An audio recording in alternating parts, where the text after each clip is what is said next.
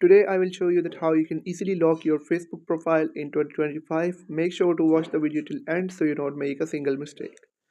Guys, first of all, open up the Facebook app on your phone, and once you're on this page, you'll have to tap on What those an three lines amazing on the top tag right team! corner, and then tap on that gear icon on the top right corner to head over to the settings of your Facebook account.